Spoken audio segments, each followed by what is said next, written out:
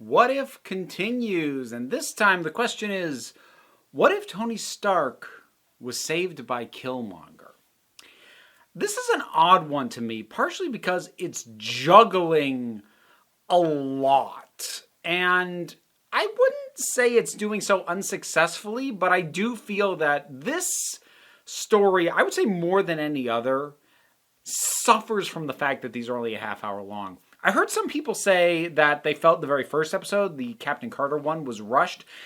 And I'm not going to say that there isn't a little bit of that, but in that case, I was totally okay with it because plot beat wise, it basically was Captain America: The First Avengers again. So I was actually totally okay with them kind of glossing over some things where we basically know what happened. But here, so much is getting changed up and impacting so many characters that it really does feel cramped and needing more room to breathe than I personally think any of the others have so far. Because since this is placed at the very start of the MCU and impacting the events of the very first Iron Man, the ripple effects on this one are a heck of a lot bigger, and we see how far it reaches. Because not only are we going to cover Killmonger as he goes about his plans to take over Wakanda and then do all the other stuff he probably intended to do through a different route. That's only part of everything that we're seeing going on because we watch Tony fail to learn the lesson that he learned in the actual main continuity in the original Iron Man, that the weapons he was providing made everything worse because he was saved by one soldier who was able to kick all the ass in the world. He said, okay, I need to outfit these guys even better because they deserve the best, which, first of all, I do buy it. So it's not like I'm like, oh, God, no, he wouldn't think that. No, he would have, especially back then. He kind of needed exactly what happened to him to happen to him to become a better person.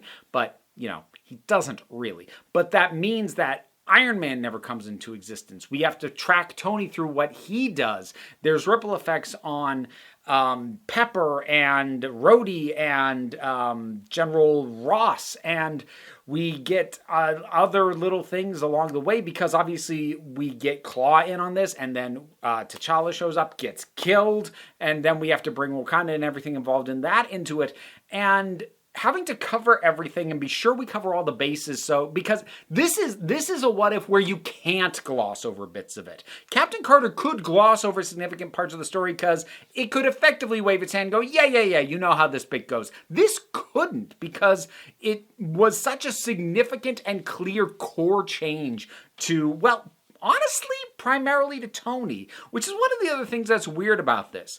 Although it puts Killmonger front and center, Killmonger is not changed here versus what we saw in the Black Panther film, which is one of the things that's a little bit odd about this because what's been sort of the core of What If up to this point, I would actually say with the exception of the zombie ones, which was just zombies.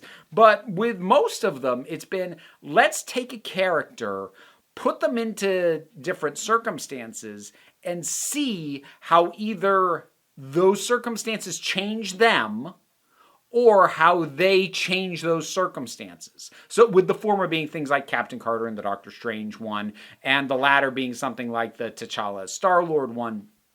But here, it doesn't really feel like either one is massively at play. We are watching things change around these new events, but it honestly feels more like the world has changed because Tony didn't get better than because Killmonger is doing anything different. And as I said, Killmonger himself is effectively the same character.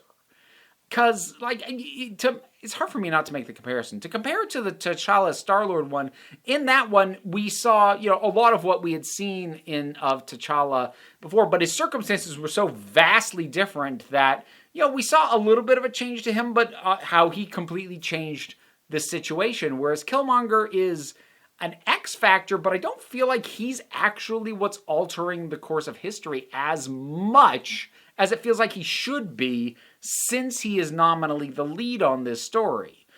And also, there's this one, okay, this is going to be weird coming from me, because I generally don't do speculation ahead of time.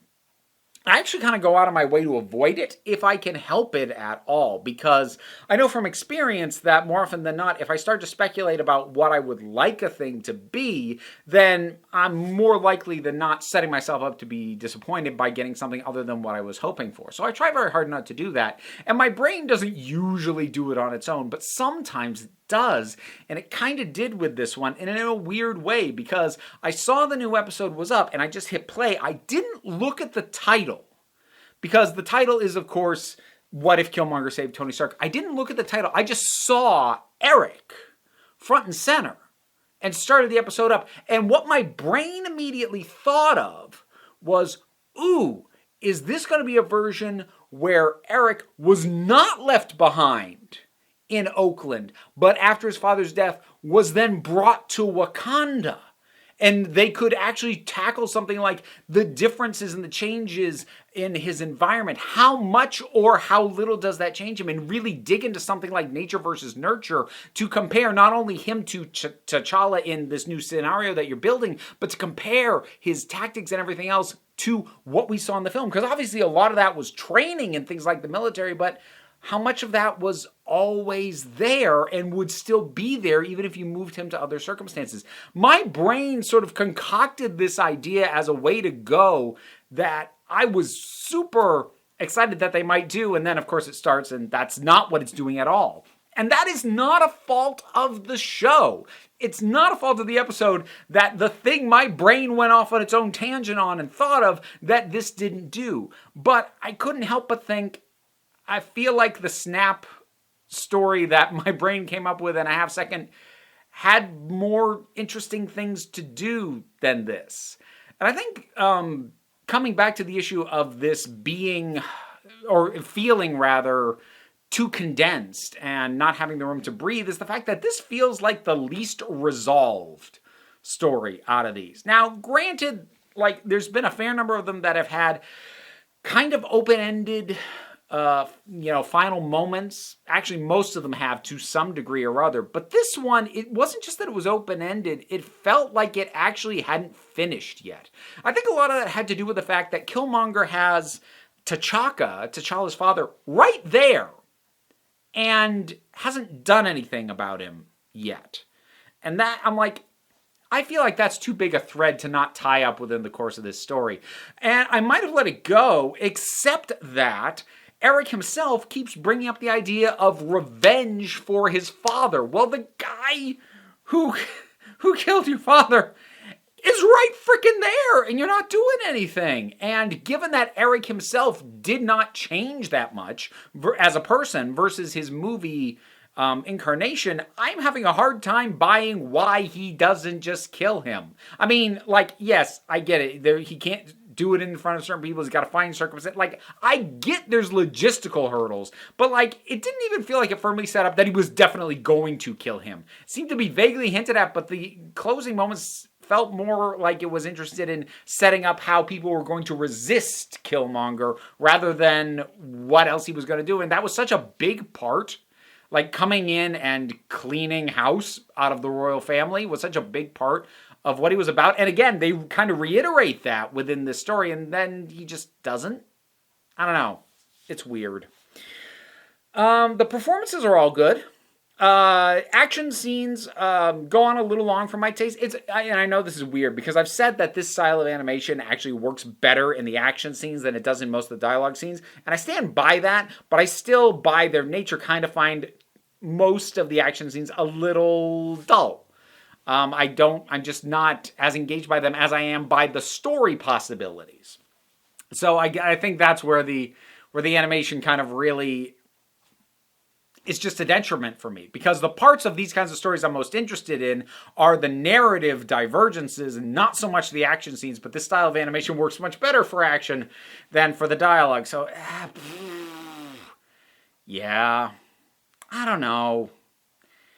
Oh, I should mention the Watcher is continuing his trend of being an increased presence. Like, we get the clearest look at him. Like, you can see his face super clearly at a few points. So they're really continuing this thread of him being more and more and more and more visible as the thing goes on. So I am still kind of curious as to where that's going.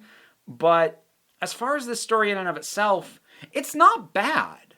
It tracks. It makes sense. At no point am I going, no, that I don't get that. Well, except for the bit about Erik not having killed T'Chaka, which again, like, you can tell me he didn't have an opportunity yet, and I can buy that, but like, I feel like for narrative closure, he needed to have done that by the end of the story, one way or another. But other than that, I don't think there's anything bad about the story being told or the way it's being told. All the performances, as I said, are good, including the impersonators for a couple of the characters. But I'm glad they got back as many of the original performers as they did, and it's fine. It just left me weird. I don't dislike it, because like, I actively disliked the Doctor Strange one, and I was kind of like, it's fine with the zombie one. With this one, I feel like, I don't know. I think the thing is, I feel like Erik as a character deserved something more about him as a person, and this just wasn't that. I don't know. It's fine, though. What if? Episode 6? We up to 6? Yeah, it's 6.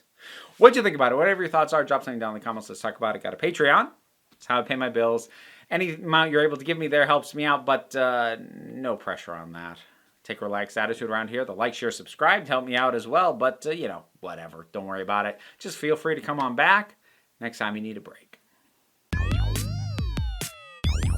This video wouldn't have been possible without the support of my patrons, and I want to give special thanks to Jared Boyce, MJ, The Doctor, Tracy Scrabbit, Vincent Paul Bartolucci, Caitlin Schwartz, Edelon, Robin Moore, Ross Schultz, and Shayla Gorley.